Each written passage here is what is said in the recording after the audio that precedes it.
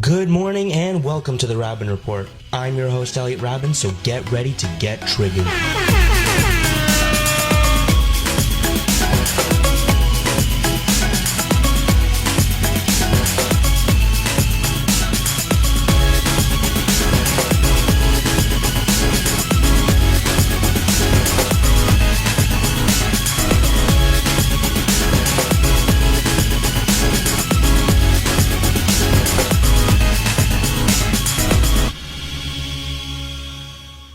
Good morning and welcome to the Raben Report. I'm your host, Elliot Raben, and with me, finally, is part of my expert panel, once again, Tamar and Marshall. How are you guys? Good. Pretty good.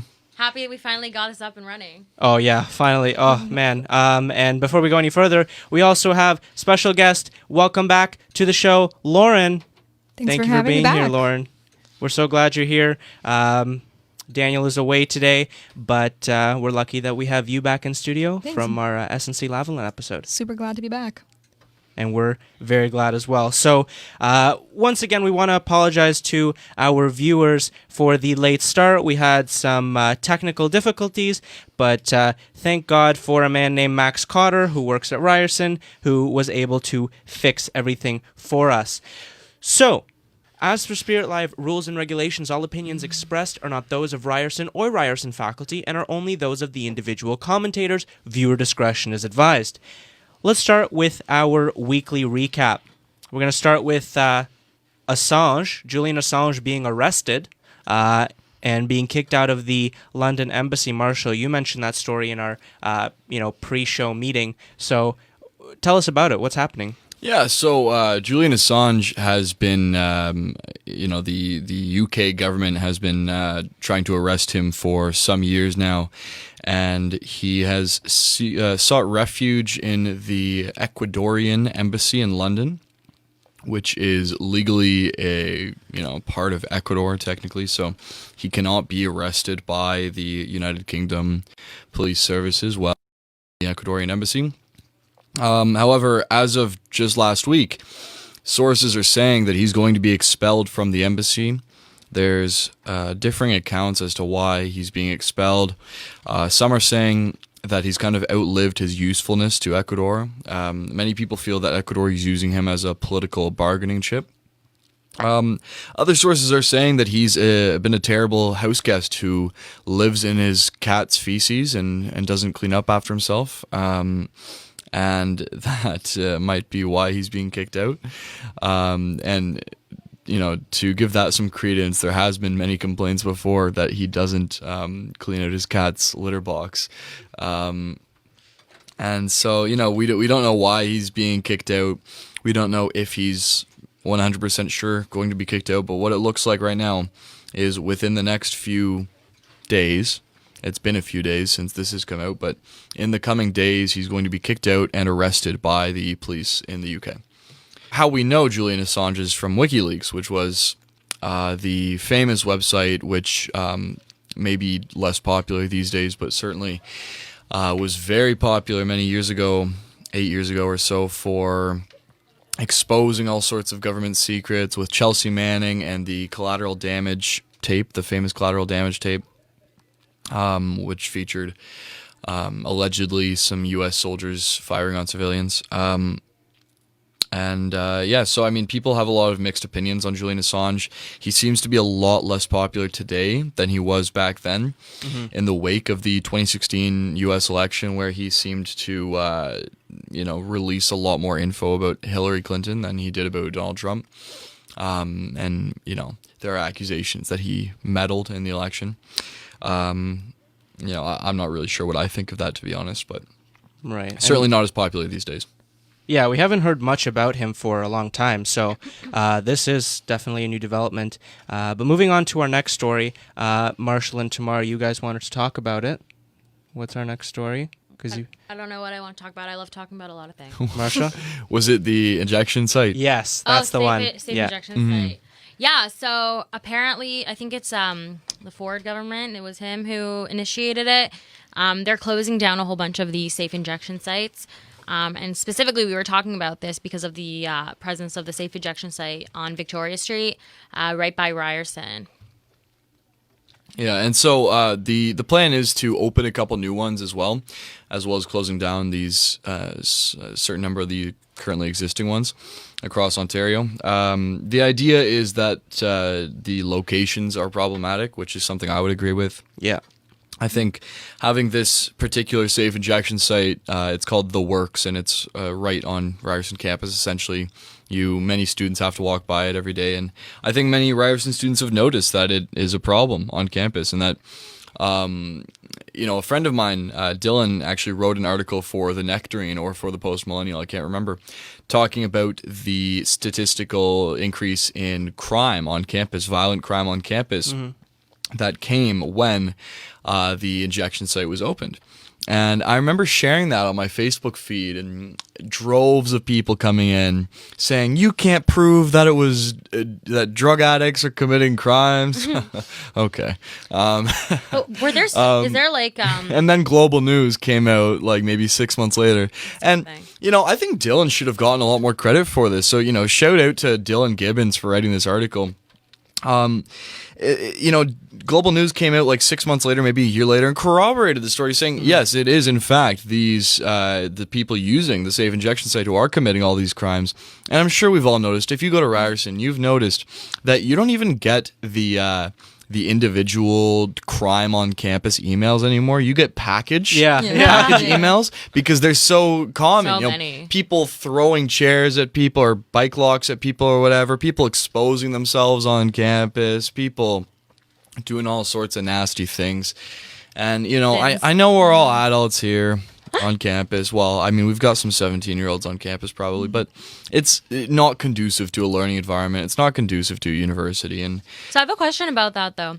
Do we know if there are like students using that site, or is it mostly not? I do. I mean, I was in class one time, and there's I'm not going to give away any information about her, but she put up her hand in class, and it almost seemed like a bit of bragging. It was very odd. She put up her hand to talk about her use of the safe injection site. If a lot of students are using it, I don't know that it's mostly students. Like, it's probably like. Oh, I mean, I don't think it is mostly. We can have a look and say. Listen, of course, but I'm saying like I do understand like the concept of safe injection sites, and the point for me is like we need to having it on campus. Like you need to evaluate how much it's benefiting students versus how much it's not benefiting students. So like if it's causing more crime or, making it an unsafe place for students, then that's something to consider versus if, there's such an influx of students using it, then it is important to have it here. And I mean, we have seen that. We have seen right, the but negative I effects. don't know the students that use it. I don't know none of my friends use it. But it's I not about definitely students I don't using feel it for safe me. walking by Exactly. there. And, Like not in after hours. People coming to me with, where are your studies? Where's your dad?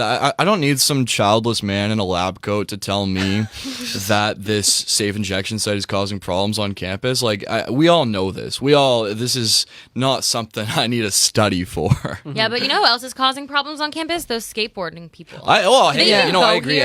Anybody older than 16 who's skateboarding, come on, get your life together. Okay, but also It's a sin, right? No, it's not they're a not sin. even Ryerson students, and they literally take up the entire Gold Street, and it's like I cannot walk. I know that's a child's activity. And Every time they skateboard, I'm praying that they fall and hurt themselves.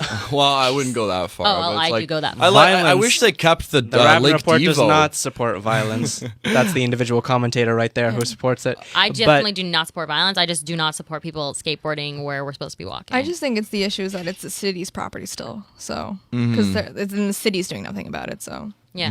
because it doesn't. And I mean, belong. the city can't do anything about skateboarders skateboarding, right? Yeah. I Because mean, it's unless legal, they're- right? Yeah, it is legal. I'm not saying we need to make skateboarding illegal. As much as I'd like to. I just in think it's the, a rude thing to do. There's so many places you can know. skateboard. Exactly. Why you have to Go do to it on skate park. Ryerson campus? It's not even a good place They're to just skate, they're not right? students. I If mean- you're students, fine, do whatever you want. But like, you're not students. You're coming from Yeah. wherever. The only reason they do it is because there's no cars on it. So it's an open place to do it. Well, they're putting cobblestone there, if I'm not Yeah. mistaken, which well. will Yeah, prevent imagine that. skateboarding. And now moving to our final story in our weekly recap, also relating to Ford, there was a massive protest by teachers and students, high school and high school teachers and high school students at Queen's Park on Saturday about the changes to education that the Ford government is putting forward, them being bigger classroom sizes. I know that for sure. We talked about that. We last talked week. a little bit. Yeah, we touched upon it. But because of this protest, we need to, look at it more closely, because it was a huge turnout. Like all of the Queen's Park lawn was covered in people, and people are very upset about it. I mean, there's ways to go about it. For example, the protest is a good way to show your disappointment. However, with the Ryerson Eye Opener newspaper that Lauren, posted to her story with the title page saying... It wasn't the title. It was like close to the back. Close to the back? Okay. Well, it said, "Fuck you, Ford." Great way of getting your message or your ideas across. I don't think it helps your case. If you want to show me facts, if you want to make a post about it or make an article about it, that's one thing. They have a lot of articles in there. It's just that entire back page is just all bold letters. I think it is a good way. I think it's a silly way, but I think it's objectively an Immature. effective way, because it gets people's attentions. Is it immature? Of course, yeah. But and I don't like it. But if they're trying to get people's attention, it's probably one of the best ways to do that. And by the way, I'm not looking at viewer comments. I don't have my phone on me. So if somebody else wants to do that. And the best way to get a massive turnout for a protest or for any kind of thing you want to do is get high school students out of class. Yeah. That you're guaranteed a massive turnout if you can tell high school students that they don't have to go to class. My sister was walking out of class and there was all sorts of this was a huge thing. I didn't even know there was a thing on Saturday. There's a lot of people coming from it. Yeah. Oh, I thought we were talking. I guess I was getting it mixed up because I was so busy, but I was under the impression that the big thing was the walkout on Wednesday. No, the big thing was. I mean, that was big too, but there was a big one on Saturday. Lauren, you wanted to. Oh. I mean, I'm from a education perspective, I'm a little biased. I'm the daughter of two education professionals, both teachers, and teaching is a super underappreciated job.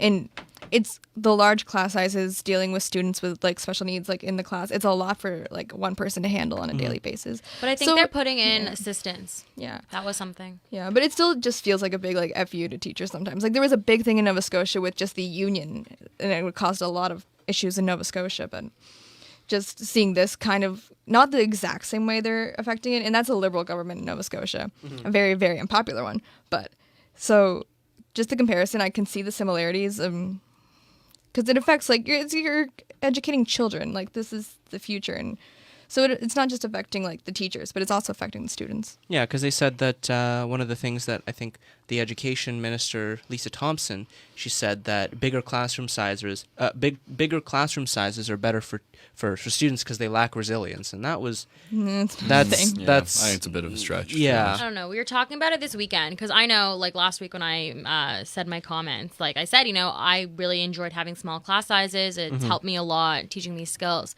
And I was discussing this with my mom, and she was like, yeah, I never had a class that was smaller than 30 people. She had very large class sizes. And she's like, and at the end of the day, I think she was saying, there's a difference in education back when she was in school and education now. Now we've moved into a mindset where everything's oh, you can't fail your child. You can't fail this child. You can't, give them negative feedback. You have to give them an A or whatever because, we can't hurt their feelings. And okay, I understand, motivation and, not making a kid feel like crap. I totally get that.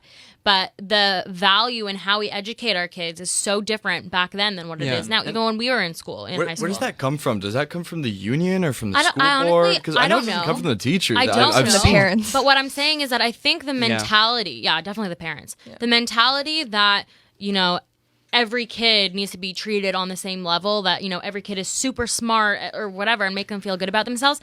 That's where this small class size, I think, kind of goes hand in hand, because having a small class size means more individual attention. And I'm definitely for smaller class sizes. However, I agree. This mentality, Same, I also am. this mentality of everybody. It goes down to the idea of equality. Every kid should be treated equally and be given the same amount of attention. And it used to be that the teacher said something, the parents would take the kids home and say, how dare you disrespect your teacher? Yeah. Now it's the opposite. The parents go to the teacher and say, how dare you disrespect my kid? Yeah, Yeah, it's the level of respect has changed and of agency. How's my And- positionality with the camera? Good. Okay, Yeah. good. And I think also, like, in terms of that, like, I agree with it in one sense. Like, you know, like, people should be treated equally. Like, don't get me wrong. But, like, I don't know. I'm a big believer. Like, everyone needs to be educated in their own way. Like, you know, just because, you know, you're all, you know, in the same family doesn't mean you all deserve to go. You all need to go to the same school. It doesn't mean, like,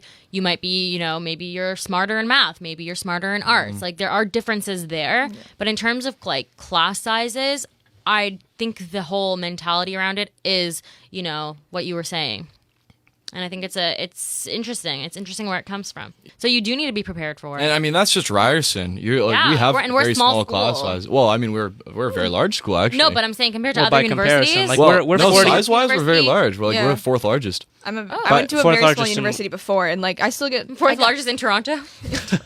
and like I had a In the province. range of like class size. I had classes with like 10 people when I was doing like English, political science, and archaeology, and I had ones with like 300 people, and that was a small ass university. So like, Yeah.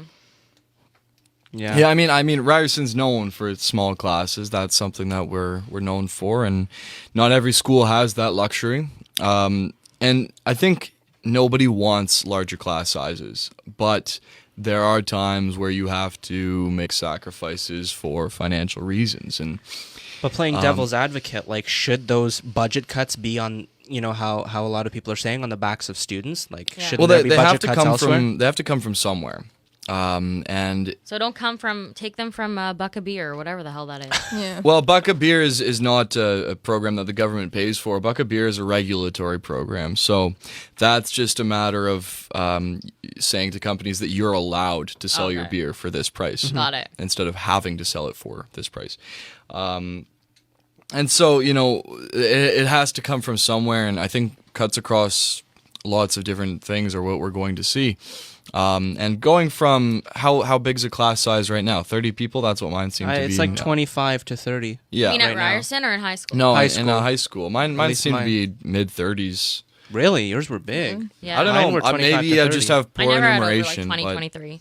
I felt like mine were somewhere in that neighborhood. Maybe 30. Let's say 30. Yeah. Is going from 30 to 45 the worst thing in the world? You know. From a student perspective, maybe not. But what about from a teacher's perspective? From a teacher's think from a- perspective, yes. Yeah, because Yeah. you have like think about it. You also have like their wages are not necessarily going up. They have to grade 15 more papers, write 15 more report cards. Like it's It's- difficult, and then it like makes me wonder about the quality of education because you're putting too much work on these teachers, and at the same time, it's like. You know, maybe you're going to put in an assistant. Maybe the assistant will help you grade. But at the same time, it's like, okay, an assistant isn't the same level as a teacher. Yeah. But then, you like, going on that point, though, you look at TAs, at, like, for example, in universities. Like, they're not on the same level as profs, but they still do the work. Yeah, but it's different. But going on the other side of what you said, it makes sense because you look at doctors, for example, and a lot of family doctors, like, they have a limit of how many patients they can take in order to gain more money.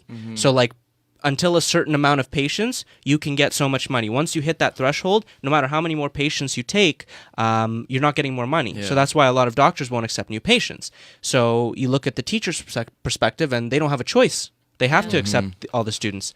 But definitely a lot more coming out of this, especially with all the other education cuts to post-secondary, with ancillary fees and what was the other word? The Student Choice Yeah, the Initiative. Student Choice. Student Choice Initiative, yeah. We'll definitely examine that potentially next season if we get that. But this isn't our last episode, just so our viewers know. But moving forward to our main topic, hate crimes. The Criminal Code of Canada says a hate crime is committed to intimidate, harm, or terrify not only a person, but an entire group of people to which the victim belongs. The victims are targeted for who they are, not because of anything they have done. A hate crime is one in which hate is the motive and can involve intimidation, harassment, physical force, or threat of physical force against a person, a group, or a property. Whether it be graffiti, racial slurs, or shooting synagogues and mosques, hate crimes have grown and become more volatile. But why is this happening? How did we get here? On today's show, we find out. Before we start, remember that we are live on Facebook, so you can comment on our feed to have your thoughts read live on air. So, to my expert panel. Hate crimes, as mentioned, are on the rise all over the world. Why? You're looking at me as if I have an answer for you. I'm hoping so. I don't know if I have an answer. I just think I think that the cause of hate crimes in general is ignorance, right? That's where fear comes from, when you don't know, fear of the other. And I think, I don't know if there's a specific thing that's causing a rise. I think just people are not educated and people don't know about other cultures. And, with, I guess, immigration and refugees and, accepting new people and new cultures being introduced to you, I think that's when that ignorance comes to play. If you don't know this kind of, you don't know this group of people or that group of people. And I think, it's, I guess, just a rise in ignorance and, ignorance, yeah. I think that it comes along with the increasing... What's the word? The word that everybody... Polarization. Yeah. That is kind of sweeping politics and society across the Western world. And I think it comes from the amount of fear that people are experiencing that is growing as a result of this polarization and as a result of, various factors, socio-political, economic factors. And I think the biggest part of it might just be clash of civilizations manifesting itself, is that people feel as though the interests of their people are not being eschewed are being thrown out of the way for the interests of another people. Are we having an issue with No, go ahead. outside noise? Okay. Yeah. The show next door. And I think it's just a lot of fear, I would say. Yeah. I mean, there's this, I'm going to butcher this quote, but it's like an Anthony Bourdain thing. It's like, if you want to change a man's mind, have him travel. And I think that's a lot of things. I think people are in their own bubbles for a lot of it. And it is like, again, the ignorance thing. It's like, if you don't know somebody, it's basically, it's like someone's in a dark room. You don't know it. There's no light. You don't have that connection with the person. There shouldn't be a reason to fear, but people do. It's like, I guess it's a natural response for some people. So would you say if you know somebody of a certain religion or race, then you're less likely to hate them or be scared of them? Is that what you're saying? Kind of, like... Because then that kind of goes hate to... comes from ignorance. Yeah. Because then that goes to the well, I have a black friend argument. Okay, you know what I mean? No, there's a difference. Yeah. That you can That's say, what I wanna have a examine. black friend, therefore I can be racist. No, that's not the same thing. Saying, I'll be totally honest. I grew up in a very sheltered community. I only knew people, who were Jewish, who were Orthodox, religious. And when I came to university, it was the first time, I met anyone of a different religion. I met anyone of a different race. I never had before. And that was when I was 17 or 18 years old. Actually, no, I took a gap year. So I was 19 years old at the time. And that's when, my mind totally changed. I used to be very closed-minded. I was, I believed everything I was taught, and I really didn't know anything about anybody else. And, we'd make, we think certain jokes were funny or certain comments were funny. But then you meet people and you say, you put a face to a name. Mm-hmm. Or you put, you hear... something I don't know, a stereotype about someone, and then somebody that specifically I don't know, so let's say there's stereotypes about Asians, right? And then you meet someone who's Asian and you become friends with them, and it's when people make that joke, it's no, you're talking about this friend of mine. Well, looking at this ignorance, again, going to why it's happened, a lot of people have said, and to throw a wrench into the issue, a lot of people have said that this rise has been because of the far right. And Tamar, yesterday you mentioned a question to ask. A lot of people have said that it's either directly or indirectly a result of Trump being elected. Thoughts? I want to start with you, Lauren. I'm going to cop out answer and say yes and no. To which part, the far right or Trump? Both. Both? Okay. I mean, I need a moment to collect my thoughts. I mean, there is been I don't know if it's been happening this whole time, the whole time, but it definitely in like media perception, there has been a rise of the far right, and within that like presented perception of the rise, it has been tied to Trump. I don't know how much of that is true, but I do think the polarization draws people to one side or the other. So when you get people on that side, it's this thing of fear. They're saying this guy's going to help us. I think he's definitely being used in that light to recruit people to one side or the other.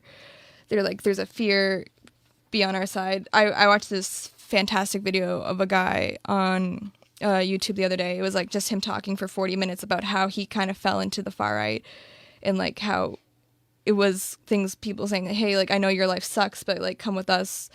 And he was like, he said it like his entire life, like he like had like that go, I have a black best friend, but people started changing his mind and it's saying like, we'll blame this person, and that's kind of how he like descended into it. So, But I think I watched that video too. Yeah. Was it a guy kind of sitting at like a kitchen table with like curtains behind him? Yeah. Like a black shirt on. Yeah. Yeah. Yeah, but I think nowadays also, to go along with what you're saying and maybe further the discussion, is that we have a rise in extremism on both sides, far left and far right. And You sound a lot like Trump. Sorry? You sound a lot like Trump. I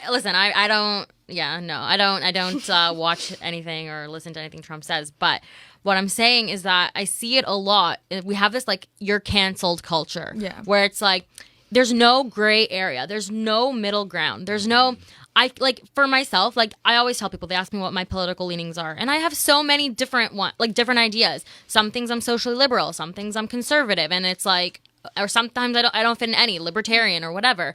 And it's like, why, like if I have an opinion, like if they're not bigoted, if they're just like, you know, like it's just an opinion, why does that put me in a category? You know what I mean? Like if it's like just about like trying to think different things, like you can believe one thing and still believe in another thing as well. And I think that because we don't have this gray area anymore, because socially, you know, you can't think this thing and then be part of this group, or you can't think that thing and be part of that group, you end up falling into these categories of extreme left or extreme right because you can't be in the middle. And I think that goes with it, is that because, you know, you get put into these categories and you stay within those groups and these are the people you associate with, you end up taking on a lot of their ideologies, and you end up, you know, that's where you can start with this it can maybe, I don't know, I'm trying to think of what I'm trying to say. I feel like because of this extremism, that's the rise in, you know, from both sides, hate crimes. I think there are a lot of political issues where people who care about those political issues really like to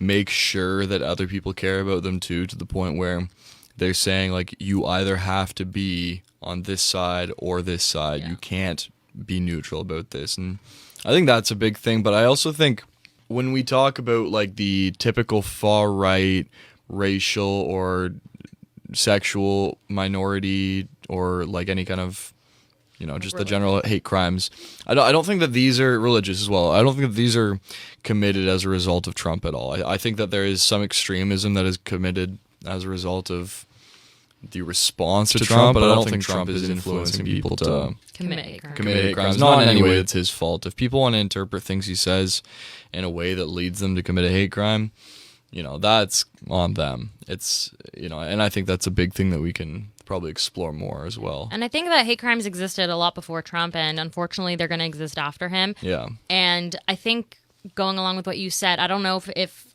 like, again, I don't really follow everything that Trump says.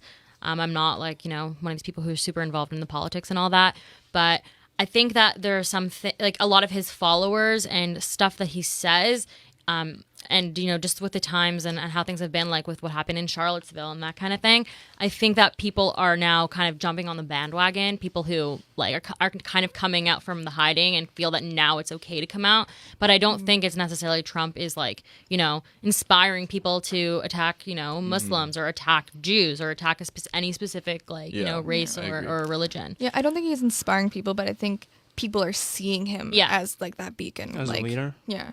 Well, Jennifer Adler has a comment. I don't think there's interpreting. He's pretty open with his hateful comments. If you could provide a hateful comment, that would be appreciated. Ignorant comments. Yeah. Like he's not always Ignorant, sure. She said, did he not just call immigrants animals? No, he referred to MS-13, the gang that kills children, as animals. Yeah. Okay. Though my thing And with which that is is something I entirely agree with. he does paint groups with very broad brushes in those things. So it's painting all people coming in from the southern border in the United States as MS-13. Yeah, he's which very it's not. xenophobic. Like, Yeah. he totally inspires xenophobia, which I think is also a huge problem. Because, the United States has, it is a melting pot. They do have a whole bunch of people from different backgrounds and, like, lots of people, specifically my community, immigrated to United States as immigrants and seeking refuge there. So I think it is, kind of problematic the way that he does, like you said, paint everyone with a broad brush and inspire a lot of xenophobia. Well, according to we have a comment coming in, Jaquan, right? Did I say his name Jaquan, right? yep. Jaquan. He says, I don't know. I was taught when I was a very small child that everyone is responsible for their own actions despite, in quotations, inspirations. And Jen says that's fair. Thoughts? Because the thing is, it goes Sorry, back... can you explain that a little bit more? So type if to somebody Jaquan? inspires No, I'm you asking to you. commit a hate crime, and you go and commit that hate crime, that's on you, not on the Obviously, person who inspired you. I mean, it's on both of you. You were the one who did it. Like, But I think But that the that's a- person who but- does it is fundamentally responsible. But and that- that's what Jake But I was think saying. there's a big difference there, and I'm actually going to go into that now. If someone says go and do a hate crime, that would be considered hate speech because that's, in a sense, inciting violence. But if you, for example, say, I don't like Jews or Jews are bad, is that a hate crime or is that free speech? Well, I mean, free speech can't be categorized like Yeah. that, right? Like all everything is that you say is speech. The question of is speech free or is speech not free? Like not, one piece of speech isn't free speech. You know what I'm saying? And so that is something that, also under Canadian law and under my personal ethics, this under is martial law. yeah, under martial law, they coincide on this. Like, no, that would not be a hate crime to say that. To just say I hate this group. If you were to say I hate Jews, that's not a hate crime. If you were to instruct somebody to go and commit a violent act against Jews, that would be a hate crime. So what if you garner the fear, right? So let's That- say Yeah. you were to post on Facebook every single day, I hate Jews. Jews are the cause of this. Jews are the reason the Raben Report the Raben Report is never on time. Whatever. Debatable. Ouch. I'm just kidding. It's fine. I'm Jewish. And if you were to consistently, make comments, and then all of a sudden, your best bud goes and kills me. Or Jew. No, let's not use me because no one would ever, attack me. But let's say, would you be responsible? Would you say then, your speech was a hate crime? Or would you say your speech, In that case, classified it because you do inspire it, but indirectly. Yeah, in that case, depending. under Canadian law, it very well could be. It's tough because there's essentially under Canadian law, there's two ways something can be hate speech. Is if it, creates fear around a certain group or creates hate around a certain group, like you're propagandizing about a certain group, or a call to action. Okay. Those are the two kinds of hate speech. And that one, the first kind is hard to define because how do you define when you're creating hate or fear around a certain group, and how do you define whether it's actually enough to warrant, it being hate speech or a hate crime? And if I were to get up on a soapbox, or let's not use me as an example. I don't like the way that feels. Yeah, I know. Let's say some guy gets up on a soapbox, young in Dundas Square, says, Estonians need to die. God. Let's go kill Estonians. And somebody kills Estonians, or an Estonian at least, maybe not multiple, but just one.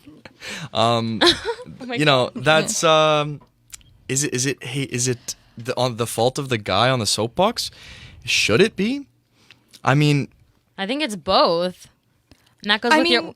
sorry. No, go ahead. Well, there are guys like I'm openly gay. There are guys in Dundas Square who have those signs that say you're going to hell, this is sin, you will be punished. And that's something I deal with on a daily basis. Well, not daily, but online I read those things daily. Is it a hate crime that it's being presented openly to the public and it's trying to influence something? within people. They're trying to send a message to me. Like, I know, like, personally, like, people don't see that and just think that for me, but, like, they're trying to send something out. They're trying to influence people in that way. And Yeah. it does happen. I think it's Lauren Loomer. Is that her name? Laura Loomer. Laura Loomer. I think she was banned from Facebook or something like She's that. banned from Uber. Oh, she's banned from Uber. But I know She might have there's- been banned from Facebook. I'm pretty sure someone was telling me that like one of these people, or like Faith Goldie or someone like Faith that. Goldie was banned from Facebook today. Oh, interesting. Well, Wow. anyways, my point is that Facebook, like, they are a private company. Like, yeah, they're on the internet, but like, it is a company, so like, it's totally within their right. But the question is what I was gonna say is that there's this new thing I was reading that Facebook is now banning white supremacist comments. How much of that is free speech versus, you know, safety? So that's where it comes into play, I think, online. It's like, how much can you ban versus how much can you, you know, while still providing people with the freedoms that they deserve. But that also incites a question, no pun intended, is that like Facebook, again, is a private company. Yes, it's on the internet, but like, do they have to give people free speech? Like, do they owe it to people? So I believe that we need to modernize our laws around speech. When we talk about Facebook being a private company, you know, Cadillac Fairview, who owns the Eaton Center, owns the mall in Ottawa, the Rideau Center, they're also a private company. They cannot kick somebody out of a mall for not liking their views, for disagreeing with their views. Yeah. That's because a mall is considered a public space. And I think that we need to realize that places like Facebook, places like Twitter, YouTube, they're public spaces, they're digital public spaces. And there is no alternative. You know, I'll just go start my own multi-million-dollar social media company, and people will tell me that when I complain about people being banned from from certain social networks or from certain websites, and which in my view is often unjust. Maybe sometimes it's justified, but often it's not. And they'll say, "Oh, go start your own social network." How about you fuck off? Sorry, I apologize. I don't usually swear, but that's just really, aggravating. But it's a public space at this point. There's no alternative. I'm not gonna go use daily. There's MeWe. Yeah, that's where all the like white supremacist people are going, or people who are more. That. Yeah, like I'm not gonna go use MeWe because I got banned from Facebook for. Follow me on MeWe. Yeah. Well, we have a comment from Nathan that says, when a private company grows significant and large enough, they should and are in many instances considered public space and forums. I like To add on Nathan. to That's a great comment, Nathan. I like that. I entirely agree. And I think they have a responsibility to the public. Yeah, like how do you filter out, who's hateful and who's not? Because there have been so many instances. Yeah, well, I where mean, they do have their algorithms and that kind of thing. But like also, where do we draw the line? Yeah. And who is exactly the person deciding? Exactly. Like in public spaces, there's lines on that. Like there are people who do like get harassed like just on the street, but they're not always stopped, right? And so how do we also monitor that online? Who's deciding that? There's no like internet cops, But there are laws Yeah. pertaining to the, hate speech online and like I know like bullying online. I remember in high school they gave us a talk. Like someone got arrested one time, not in my school, but whatever, I guess in Toronto, because they were talking to their friend and they said like, "Oh, ha ha ha, like I'm gonna kill you." And their friend took out the ha ha ha and thought it would be funny to send this to the police, and the kid actually got arrested for that because it was threatening. But like it didn't matter the intent because you can't tell intent online. So in some ways it's a little bit more tricky there. But I think that, I definitely think that there are laws that do specify, online hate and online bullying. I don't know if those are similar, if they're different in their own right, but like we still like, I don't know that it's Facebook's job to monitor that. Yeah, and somebody like Faith Goldie being banned, if somebody could point to something that was ban-worthy, like what is she instigating violence? No. I follow her on social media and I haven't seen anything. I don't know. She seems like a shit disturber to me. Maybe she is a shit disturber, but you're a shit disturber? Takes one to know one. Yeah, so I am. I'm proudly a shit disturber. Are you going to get banned from social media? Probably, yes. I think the One amount of day. times you shit Just kidding. disturb my Celine posts, you should be Okay. banned from social I'm media. sorry. I'm sorry. And I'm not sorry. we have this new Facebook white nationalism ban, right? And Adam is watching. Hi, Adam. oh, hi, Adam. Is Celine Is- watching? is- No, she's not because she doesn't care about your show. You know, Thank you for so tuning we've in, got everyone. we've got white nationalism banned on Facebook. Is black nationalism banned on Facebook? No, of course not. Okay, come on. What? We're gonna get into this conversation. What? This is a conversation. Yeah, for we another are. time. This is No, the we're Raben not. Report. No, we're Go. not. Wrong. What's- I'm sorry. No. What? That's like Go. you're. I bet you're one of those people who believe in reverse racism too. Well, I don't believe. I don't believe in reverse racism. So then, what either. do you talk? So okay, Wait, Just racism. what's reverse racism? it's not a thing. Well, what is it? Okay, no. I don't want to get into this topic right now. What do you mean? Well, what are you No, accusing me no, of? no, I want to know no, what I'm not being accusing you of accused anything. I'm You not. said I Well, bet you you're one did. of those people Well, who because believes you just in said reverse racism. you just said that black nationalism is fine, but white nationalism is not fine. So I mean, I'm just No, I'm asking if that's the standard Okay, that let's Facebook go back. is Let's setting. get back to our topic because I think that this is I don't It's a think huge topic It's a to huge cover. topic. One, we don't have time because we started half an hour late, and I have to leave in 10 minutes because I have to go to my job. But two, because let's just go back to our topic. Okay, Sorry, I didn't mean to accuse you of anything. that's okay. Well, that's still forgive you. it still feels like a lot of hate in this room. You know There what is I mean? no hate. Feels we are like- all Crime. friends. Feels like a We're- crime is being committed, if you ask me. No. But Tamar is the Raben Report police, Who according said to your that? brother. Oh my god, I love him. This is his first time watching the show live. That is Shout out the to most Kobe. biased cop I've ever seen. But you need some bias training there, bud. Oh, do Unconscious I? bias training, yeah. Oh, yeah. But I'm let's, biased let's, against white people. Let's go back to hate crimes and a little less violent. But what's the difference between a hate crime and a hateful act? You're asking the wrong. Well, I would say a hateful act is just any act committed with hate intended, and I'm sure a hate crime is a hateful act, but not every hateful act is a hate crime. And I don't know. Do you have an example of a hateful act, or were you just asking? No, I If was I just go up to you asking. and punch you, I think that's a hateful act. Mm-hmm. I think. I would say so. But Yeah. then would you say? And then I guess Like, what if would it's you say? between? What if it's like even like if we're talking like in a larger scale? Like, let's say, I don't know if it's like I'm just using Jewish people as an example because it's my own community. But like, if I was to go and So I guess maybe the difference is inter-community attacks. Like, can you consider that anti-Semitic if they're, like if it's another Jew committing an attack, that kind of thing? Would that could be a hateful I'd act? say probably not. Yeah, but I'm saying I don't know that would be a hate crime because I just Well, don't know. what's the reason? Why is the attack? Well, would you happening? say maybe that a hateful act is punching somebody in the face, but a hate crime is punching somebody in the face because they're Jewish? Yeah. Yeah, that's a good way to. Yeah. Yeah, would I say mean so. the law specifies. I don't know all five categories, but it says whether it's against sexual orientation, against religion, or ethnicity. And I think there's two more. I don't really know. disability and gender Yeah. gender identity. Yeah. Those things. All five of those. So I mean, if it's not one of those things, then No, I don't think it's considered a hate I think we should talk about this lad in BC who's being fined an exorbitant amount of money. I think it was somewhere in the neighborhood of $50,000 for handing out pamphlets or literature of some kind, saying that his opponent or that some politician running for office was a biological male. This was a transgender woman. And he was handing out literature saying this person is not who they say they are. They are a biological male, and now he's under the relatively recent addition of gender identity as a protected class to the Charter of Rights and Freedoms. Now he's being fined a lot of money for this, and see, that's something that I think is exactly what was warned about when this was being passed. And I'm not endorsing what this guy did, of course, but is it right to fine somebody this much money? I want to say $50,000. If somebody wants to confirm with me, please do that.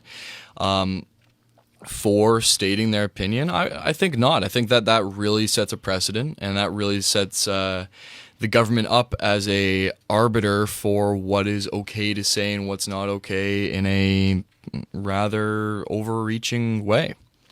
I mean, I get where you're coming from, but I don't think it was his opinion. He was trying to say something about that person. He was trying to influence people's opinion on him based on his gender identity or her gender identity. I don't know exactly the politician you're talking about. I'm not that familiar with the story. But there was definitely a motive of trying to influence a negative view on this person because of their gender identity. Yeah. And I feel like that does somehow fall into it. I don't know if it's exactly to the point of a $50,000 fine, But it would be a hate crime, is what you're saying. I think so. yeah. And so It's a low blow, also. Yeah. Mhm. Like, why would you attack? Like, I mean, people do it all the time. Like, when you attack someone or bully someone Yeah. on something they can't like control necessarily, like, you know, about how someone looks or what, you know, they Of can't course, really. but if I control call that. somebody fat, is that something I Oh, should I'm be not fined saying for? that's a hate Well, crime. no, it's 'cause- just it's a dick move. Like, it's Yeah, not of course. nice. And I mean, can I just be agree. nice to each it's other, class- right? Yeah, right. We can all just love each other. It was a classless thing of him to do, sure, but I think that it's concerning that the government is able to legislate what people can say to that level. and looking, so you mentioned his $50,000 fine. Is that from the government or the person that? It's from he the was Human talking Rights about? Tribunal, which is part of the government. Okay, so Was he we- sued for saying it? That I don't know.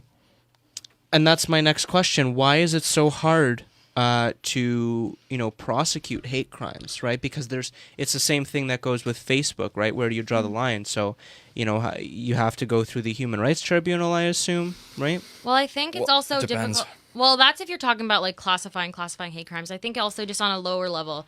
I think that, from Marshall's perspective, where he's very involved, in the free speech, that kind of movement. So, like, in terms of that perspective, I think that a lot of the government and a lot of people are generally lean to. I mean, I don't know if it is so much anymore, but I know, like, in the past, like in the past time period, I guess, like, they were very concerned with freedom of expression. And it's very often, we don't care necessarily what you feel. Like, what's his name? Ben Shapiro, he says, like, facts don't care about your feelings. Yeah. Like, okay, I understand, this is hateful. I understand you feel attacked by this, but that doesn't necessarily mean that it's a hate crime. And, people do have freedom of expression. And I think that the fact that the government does kind of say that, or the Human Rights Tribunal, everyone has the right to freedom of expression. And there is a real, like Marshall was saying before, when it comes to that gray area, when you can't really tell if something's inciting violence, or you can't really tell if it's a call to action, then that makes it more difficult to classify as a hate crime. And it's hard to prosecute on another. Sorry, I'm out of it today. On another I know, dimension. it's because it's so warm in here. Because hate is an emotion, right? And it's really hard to say definitively that somebody did something Because with of hate, hate in their heart or hate in their intentions when they do something. If it's a violent act, it's obviously much easier. If you kill somebody, then at that point, do you even need to, prosecute it as a hate crime, or can you just prosecute somebody for killing somebody, even at minimum, right? And it goes back to the idea. We had a whole free speech episode, right? Free speech. A couple seasons ago, and we talked about whether hate speech is free speech and where the line is. Well, I mean, also, like, I don't want to get into that argument per se, but, like, just because you're legally allowed to say something without, for freedom of not being prosecuted for it, doesn't mean you're not an asshole. Yeah, Oh, of for course, sure. Of course. Well, like, freedom of speech isn't freedom from consequences. Exactly. Although very good that is a idiom often used to kind of undermine the whole concept of free speech, I think. And I agree that freedom of speech isn't freedom from consequences. Maybe but not legal consequences. what are Yeah. the consequences? If the consequences are severe enough, then the speech wasn't free in the first place. Well, I mean, like, if you're bullying someone at your job and they fire you from that, it's not. They're not trying to impede your free speech. Sure, You're being sure. a dick at work, and they don't want you there, so they're gonna Yeah. fire you. But also, I think in general, like, just because you're legally allowed to say, I don't like Jews for this reason, X, Y, and Z, doesn't mean I can't say to you, you're an anti-Semite. Of course. Do you know what I mean? But, like, does that mean you're going to get, like, arrested for that? Does that course. mean you can't post it on Facebook anymore? Not People say those necessarily. things every day. Like, Yeah. And I know, like, you were saying, like, you see people holding up signs that are anti-LGBTQ people, and, you feel targeted by that. And that's, I mean, it sucks. Those people are assholes, and I'm sorry you have to go through that all the time. But, like, I'm not saying they have the freedom to do that. Like, I'm thinking about the people who come onto Ryerson campus specifically, like, with the anti-abortion signs. And the question is like, do they, like, I think people, like, consider that some people consider that hate speech. And I know, like, a lot of the people who do that, will yell at people and will, make them feel bad about how they decided to use their bodies and that kind of thing. And the question is like, how much of their right do they have to be there versus how much right do, students at Ryerson have to not see this? And I think that's also part of this discussion. Yeah, and it's the whole topic has such a fine line of consequences and how to deal with people like this, let alone the crimes themselves. To end off the show, though, let's try and end on a positive note. How can we stop hate crimes, or how can we prevent them? What do we do? I think we need to. It's all in education. Honestly, I will go back to what I said at the beginning of the show. I really think that ignorance is the cause and the rise, and I think that accepting diversity and meeting new people and learning about other people. But I mean, listen, like at the end of the day, people who commit hate crimes are not the people that I'm talking to right now. You know what I mean? Like people who commit hate crimes are.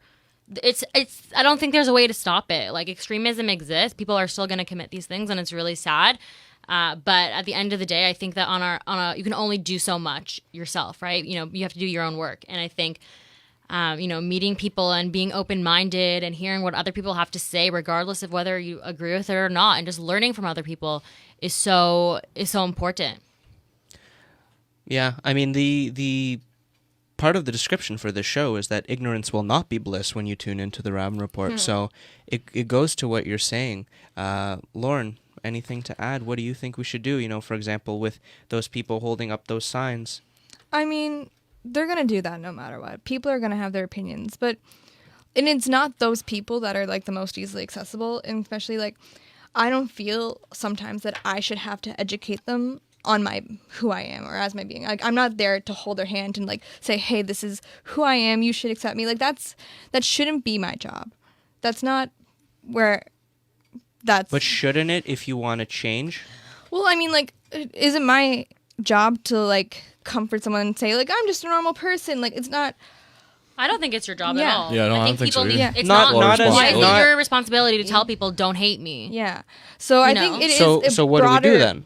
platform that needs to be, like, discussed. And, like there are things, it's not those people, but I had roommates from the South who didn't know gay people before. And they're like, oh, no, it's different now. Like, it's you. And I'm like, yeah, okay, yeah. They're We like, just had Daniel sit in this exact same seat where Lauren's sitting a couple episodes ago, who was saying, yeah, I went on my DC trip and I met this person from this background and I never knew. They're people just like us. yeah. It's like you still see it. Yeah, of course. But that doesn't really, answer the question of what are we supposed to do then? Because if you don't feel that it's your job to educate someone, if you want the change, whose job is it? No, it's not your job to necessarily educate them. You can at a point. You can be yourself, and just innately people will learn by being around you.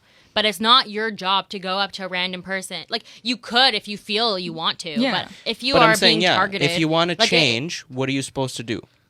Like, I don't want to put myself through that. That's just for Yeah. my own sake. But, Yeah, emotional gymnastics is not fair. but I'm sorry. No, didn't cut you off. I didn't have a thought after that. Okay.